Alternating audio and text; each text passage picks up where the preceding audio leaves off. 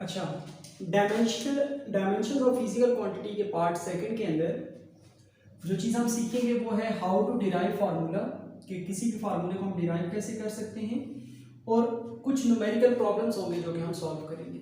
इससे पहले पार्ट 1 में हम ये देख चुके हैं कि डायमेंशंस किसे कहते हैं, डायमेंशनल एनालिसिस किसे कहते हैं, एग्जांपल्स कुछ परफॉर्म की थी हमने, और प्रिंसिपल ऑफ होमोजेनिटी जो कि इसका एक एडवांटेज है, ये भी हम डिस्कस कर चुके हैं। उसी वीडियो के अंदर मैंने आपको ये भी बताया था कि डायमेंशन एनालिसिस कांस्टेंट के साथ डील नहीं करता। कांस्टेंट वैल्यू अगर आ जाएगी तो उसको हम इग्नोर करेंगे, निगलेक्ट करेंगे डायमेंशनल एनालिसिस के अंदर। तो हम स्टार्ट करते हैं how to derive formula.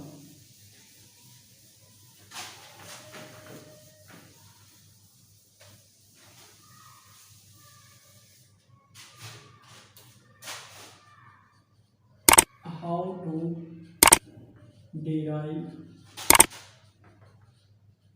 formula। ये बेसिकली डायमेंशनल एनालिसिस का सेकंड एडवांटेज है। फर्स्ट एडवांटेज था होमोजेनिटी प्रिंसिपल, सेकंड एडवांटेज है कि फार्मूले को डिराइव भी आप कर सकते हैं डायमेंशन एनालिसिस के अंदर। इसमें एक एग्जांपल लेते हैं सिंपल पेंडुलम की, जो कि बुक में भी एग्जांपल है। सिंपल पेंडुलम, ये मैस है, इसका एम, बॉब है, ये स्पोर्ट है, ये एक्सट्रीम पोजीशंस, ये मीन पोजीशन, ये एक्सट्रीम पोजीशन, ये भी एक्सट्रीम पोजीशन, यहाँ पे एंगल थीटा, और यहाँ से लेकर यहाँ तक लेंथ है। हमने डिराइव करना है time period of simple pendulum का formula. Time period of simple pendulum. अब time period of simple pendulum का फार्मूला डिराइव करने के लिए हम पहले देखेंगे कि ये किन चीजों के ऊपर डिपेंड करता है। ये डायग्राम हमें ये बता रही है कि टाइम पीरियड डिपेंड कर सकता है मैस के ऊपर, टाइम पीरियड डिपेंड कर सकता है लेंथ ऑफ स्ट्रिंग के ऊपर, टाइम पीरियड डिपेंड कर सकता है एंगल थीटा के ऊपर, और चूंकि इस मैस को अर्थ अपनी तरफ अट्रैक्ट कर रही होगी तो टाइम पीरियड डिपेंड कर सकता है ग्रेविटेशनल एक्सेलरेशन के ऊपर। तो जिन चीज़ों के ऊपर ये डिपेंड कर सकते हैं हम वो चीज़ें लिखेंगे। तो हम लिखेंगे इट में डिपेंड्स ऑन, इट में डिपेंड ऑन, ये डिपेंड कर सकता है किसके ऊपर, number 1 length of pendulum, pendulum की लेंथ एल के ऊपर डिपेंड कर सकता है, number 2 mass of bob M, number 3 angle theta, number 4 gravitational acceleration. तो इन 4 चीजों के ऊपर ये डिपेंड कर सकता है। चलिए अब स्टार्ट करते हैं कि इन 4 चीजों के ऊपर ये डिपेंड कर सकता है। तो हमने ये देखना है कि टाइम पीरियड टी जो है, टी वो डिपेंड कर सकता है, मतलब प्रोपोर्शनल है किस चीज का, लेंथ का, मैस का, थीटा का और जी का। पावर्स ऊपर डाल देंगे A B C D. Proportional को हटाएंगे तो T is equal to K, constant आ जाएगा, L A M B theta C G D. ये हो गई इक्वेशन नंबर 1। अब इसके बाद हमने जो प्रोसेस इसको पर अप्लाई करना है वो है डायमेंशनल एनालिसिस का। तो हम यहाँ पे लिखेंगे apply dimensional analysis. Dimensional analysis इसको पर अप्लाई करेंगे। T time period unit second है तो इसकी डायमेंशन आ जाएगी capital T is equal to K की कोई डायमेंशन नहीं होती क्योंकि कांस्टेंट नंबर है। लेंथ यूनिट इसका मीटर होता है, dimension capital L, power A mass unit KG होता है, dimension capital M, power B. Theta, theta की डायमेंशन में बाद में लिखता हूँ। जी ग्रेविटेशनल एक्सेलरेशन होती है, चूंकि ये भी एक्सेलरेशन ही है तो इसकी डायमेंशन LT-2 पावर b। अब थीटा की डायमेंशन कैसे कैलकुलेट करेंगे, ये अब ये देखते हैं थीटा की डायमेंशन कैसे कैलकुलेट की जाती है।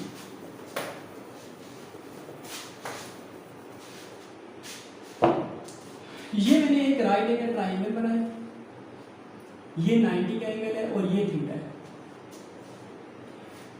90 के एंगल के ऑपोजिट साइड हाइपोटेन्यूज कहलाती है, थीटा के ऑपोजिट परपेंडिकुलर, और ये बेस हो गया। अब मैंने जब भी थीटा कैलकुलेट करना है, कोई भी फार्मूला आप लगा सकते हो, sine theta, cos theta, tan theta, कोई भी वो लगा सकते हो। फॉर एग्जांपल अगर मैं टेन थीटा अप्लाई करता हूँ तो क्या आएगा, परपेंडिकुलर ओवर बेस, तो theta is equals to tan inverse of perpendicular over base. अब परपेंडिकुलर क्या होता है, यहाँ से लेकर यहाँ तक लेंथ है, ये लंबाई है, तो इसकी डायमेंशन क्या होगी, कैपिटल एल। बेस यहाँ से लेकर यहाँ तक कैपिटल एल, तो हम कह सकते हैं कि जो थीटा है उसकी डायमेंशन जो है वो capital L over capital L हो सकती है। या इसको अगर कैंसिल कर दें तो थीटा एक डायमेंशन लेस नंबर है, मतलब इसकी कोई डायमेंशन नहीं होती। तो यहाँ पे पहले हम इसकी डायमेंशन लिखेंगे एल ओवर एल या L into L minus one power C, ताकि नेक्स्ट स्टेप में हम इसको कैंसिल करें, पहले इसकी जगह पे डायमेंशन लेस क्वांटिटी हम इसको डिक्लेयर ना करें। नेक्स्ट स्टेप करते हैं, time period T is equals to K constant L power A M power B, L से एल कैंसिल हो गया तो सी भी कैंसिल हो गया, LT-2 पावर b। तो t is equals to K L power a m पावर b, यहाँ पे l की पावर d है और t की पावर -2d है, ठीक है। t इज इक्वल्स टू के, कंबाइन करेंगे ये l की पावर a और ये l की पावर d, जमा हो जाएंगे a प्लस d, m की पावर b, t की पावर -2d। अब इसके बाद हमने comparing dimension on both sides, comparing dimensions on both sides, दोनों साइडों पे डायमेंशंस को कंपेयर करेंगे। लेफ्ट साइड पे डायमेंशन जो है वो टाइम की है, राइट साइड पे डायमेंशन टाइम की जो आ रही है वो है -2d, तो ये कैंसिल हो जाएगा, 1 is equal to -2d, d is equal to -1/2, एक वैल्यू ये निकाल ली हमने। सेकेंड डायमेंशन अगर हम राइट साइड पे देखें तो m है, लेकिन लेफ्ट साइड पे m नहीं है, तो लेफ्ट साइड पे चूंकि m नहीं है, m की कोई डायमेंशन, तो लेफ्ट साइड पे 0 आएगा और राइट साइड पे m की पावर b आएगी, ये cancel, b is equal to 0। Third, right side पे l की पावर है लेकिन लेफ्ट साइड पे l की पावर नहीं है, तो l की पावर 0 और l की पावर a प्लस d, ये कैंसिल हो गए, 0 is equal to a plus d, d की वैल्यू हम निकाल चुके हैं पहले, -1/2 है, 0 इज इक्वल टू a -1/2, तो a इज इक्वल टू 1/2, और c पहले खत्म हो चुका था तो c की वैल्यू भी 0। तो वैल्यूज हम कैलकुलेट कर चुके हैं, a की वैल्यू 1/2 है, d की वैल्यू 0 है, c की वैल्यू भी 0 है और d की वैल्यू -1/2। अब इन चारों वैल्यूज को हमने इक्वेशन नंबर 1 में पुट करना है, ये जो इक्वेशन है इसमें अब हम इन चारों वैल्यूज को अप्लाई करेंगे, पुट करते हैं।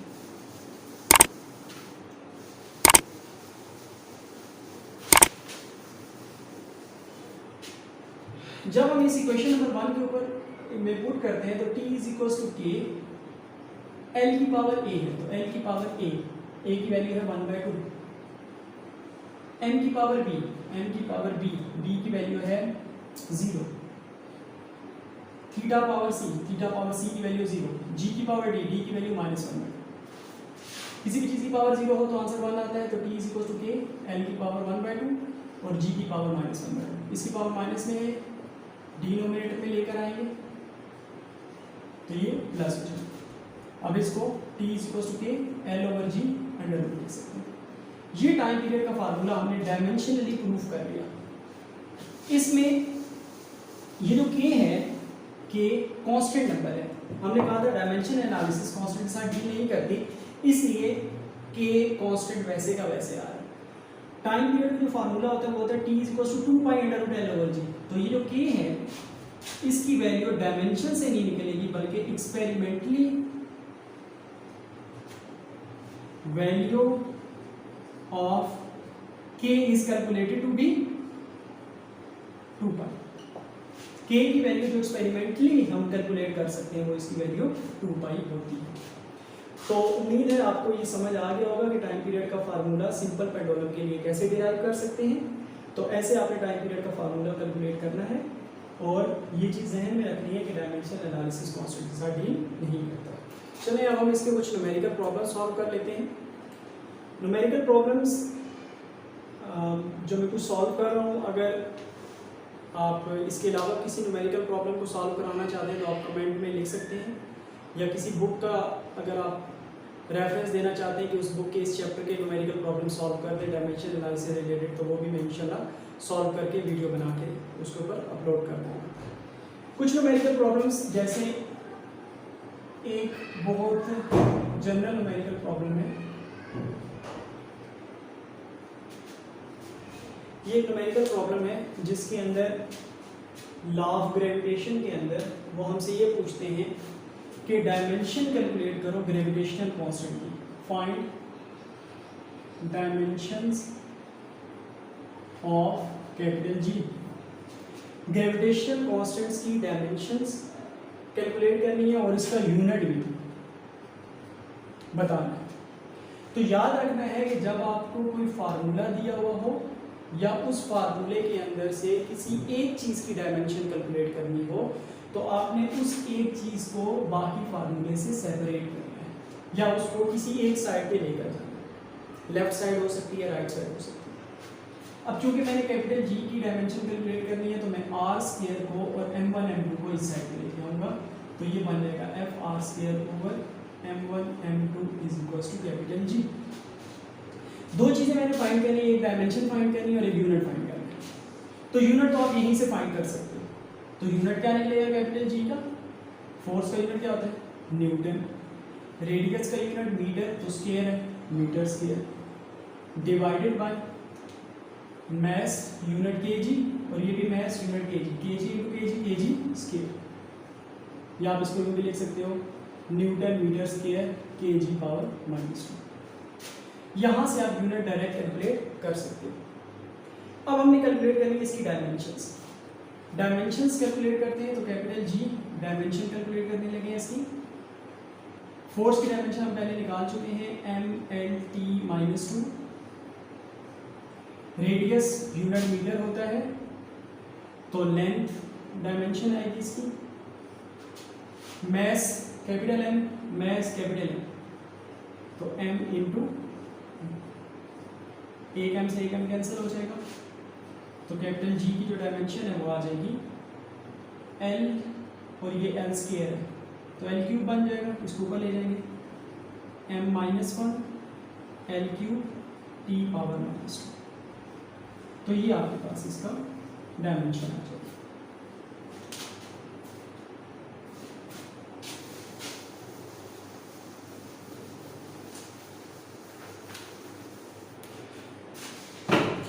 सेकेंड जो है उसमें न्यूमेरिकल में वो ये कहता है कि E = mc²। Einstein's energy mass equation है।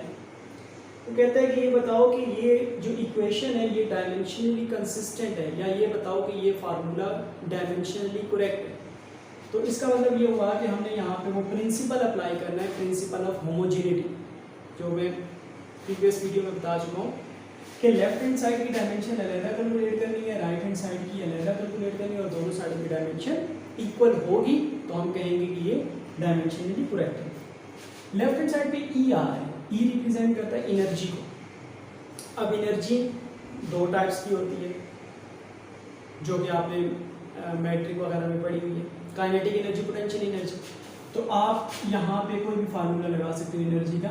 जैसे फॉर एग्जांपल मैं लेफ्ट हैंड साइड के लिए लिखता हूँ ई जो है वो है एनर्जी, और यहाँ पे मैं फार्मूला लगा लेता हूँ mgh वाला। mgh means potential energy. तो डायमेंशन कैलकुलेट करते हैं, m कैपिटल M आ जाएगा, g ग्रेविटेशनल एक्सेलरेशन है, lt -2 हो जाएगा,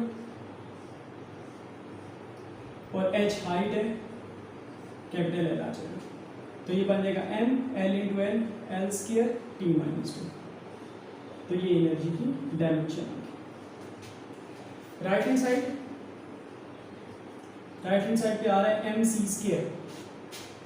अब इसकी डायमेंशन निकालते हैं, m मैस है, कैपिटल M हो जाएगा, c is the speed of light जिसकी वैल्यू होती है 3 × 10⁸ मीटर पर सेकंड स्क्वायर, मीटर पर सेकंड स्पीड ऑफ लाइट है। तो स्पीड ऑफ लाइट या वेलोसिटी ही है ये, c एक वेलोसिटी ही है, क्योंकि स्पीड एंड वेलोसिटी, तो वेलोसिटी ही है ये, और इसकी डायमेंशन lt -1 होगी और पावर 2 आ जाएगी। तो कंबाइन करेंगे m l² t -2। तो यहाँ पे हम लिख सकते हैं कि left hand side is equals to right hand side, dimensions of left hand side is equals to dimension of right hand side, therefore this formula is dimensionally consistent या dimensionally correct है ये formula।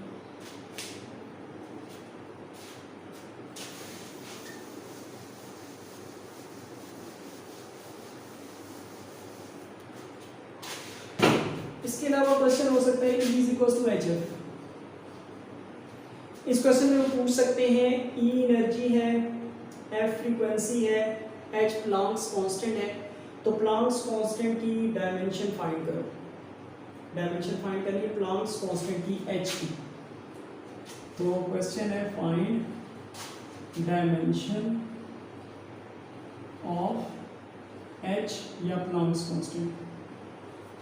इसकी dimension find करनी, तो जिस चीज की dimension find करनी है उसको सेपरेट करना पड़ता है। तो E/F is equals to H आ गया। E की अभी सॉल्व की है डायमेंशन, तो E को mgh लगाकर हम सॉल्व कर सकते हैं। m l² t -2 divided by frequency. Frequency के लिए क्या लिख सकते हैं, फ्रीक्वेंसी को अगर हम रफ वर्क में सॉल्व करें तो f is equals to 1/t basic formula है जो कि हम यूज करते हैं। तो डायमेंशन अगर निकालनी हो फ्रीक्वेंसी की, तो फ्रीक्वेंसी की डायमेंशन इज इक्वल्स टू 1/टाइम पीरियड की डायमेंशन कैपिटल T, और इसको ऊपर ले जाएंगे तो फ्रीक्वेंसी की डायमेंशन आ जाएगी t⁻⁻1। इसका मतलब है इसकी डायमेंशन आ जाती है t⁻⁻1। ये -1 ऊपर जाएगा, +1 हो जाएगा, -2 +1 करेंगे तो -1 हो जाएगा, ml² t -1, ये हो गया h का प्लैंक्स कांस्टेंट की डायमेंशन।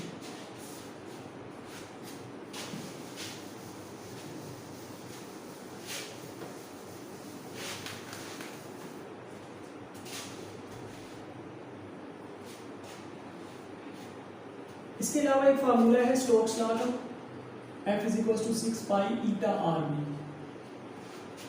इसके अंदर वो कहते हैं कि विस्कोसिटी ईटा जो है इसकी डायमेंशन निकालो। विस्कोसिटी ईटा की हमने डायमेंशन फाइंड करनी है, ठीक है। तो 6 पाई का है, एक कांस्टेंट नंबर है, तो कांस्टेंट नंबर के साथ डायमेंशन एनालिसिस डील नहीं करती, इसलिए 6 पाई तो वैसे ही खत्म हो जाएगा। तो यहाँ पे लिख देंगे कि dimension analysis does not deal with constants, तो 6 पाई को हम निगलेक्ट कर देंगे। तो फार्मूला हमारे पास जाएगा F is equals to eta RV। Eta की डायमेंशन निकालनी है, RV इधर जाके डिवाइड हो जाएगा, F/RV is equals to eta. Force की dimension mlt -2, radius capital L, velocity lt -1 is equals to eta. ये अब एक एल से एक एल कैंसिल हो जाएगा, और इसको अगर ऊपर लेकर जाए तो ये m l -1, ये t -1 है, ऊपर जाके +1 हो जाएगा तो t -1 बच जाएगा, is equals to E T. और अगर हमसे यहाँ पे कोई यूनिट भी पूछते तो यूनिट हम यहाँ से भी कैलकुलेट कर सकते हैं, यूनिट हम यहाँ से भी कैलकुलेट कर सकते हैं, दोनों जगहों से कैलकुलेट कर सकते हैं। तो यहाँ से अगर आप यूनिट निकालें तो मैस का यूनिट केजी,